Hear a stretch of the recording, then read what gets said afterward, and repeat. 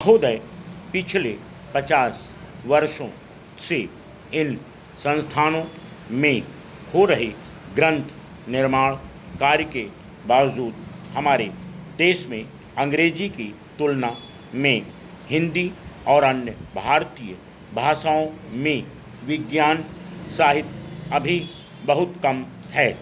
उदाहरण के तौर पर मैं बताना चाहूँगा कि भारतीय कृषि अनुसंधान संस्थान में कुछ वर्ष पहले राष्ट्रीय कृषि हिंदी पुस्तकालय की स्थापना की गई, जहां कृषि तथा उससे संबंधित विज्ञानों की हिंदी में उपलब्ध सभी पुस्तकें सुलभ कराने के प्रयास किए गए।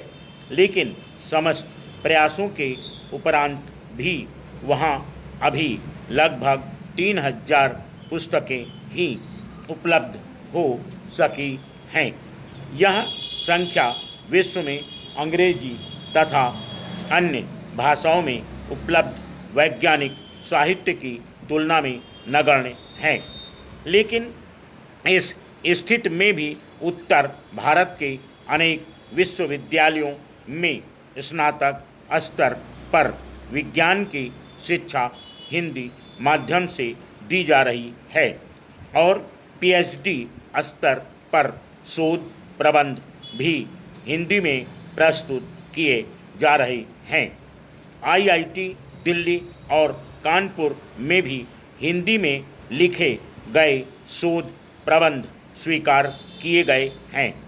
जब हिंदी में विज्ञान और प्रौद्योगिकी के शिक्षण की बात की जाती है तो दो तर्क दिए जाते हैं। हिंदी माध्यम से शिक्षण देने वाले प्राध्यापकों की कमी और गैर हिंदी भाषियों को हिंदी माध्यम से शिक्षण लेने में कठिनाई का होना।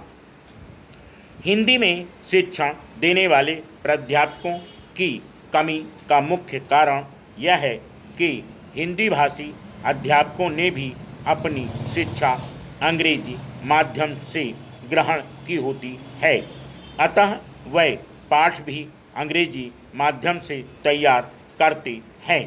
इस प्रकार वह अंग्रेजी में पढ़ाना अधिक सरल समझते हैं।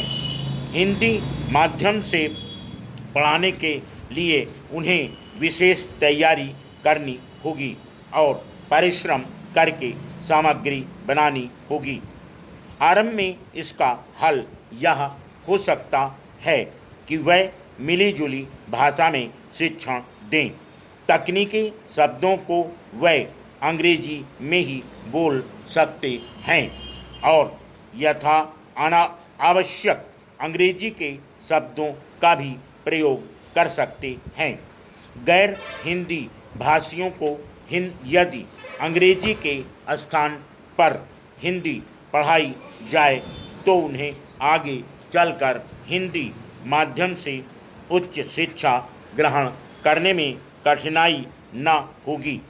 वैसे भी जर्मनी, फ्रांस, जापान आदि जैसे विकसित देशों में जब कोई विदेशी उच्च शिक्षा प्राप्त करने जाता है तो उसे उस देश की भाषा भी सीखनी होती है। हिंदी माध्यम से विज्ञान व प्रौद्योगिकी की शिक्षा के मार्ग में एक कठिनाई तकनीकी शब्दावली की भी है। Full stop.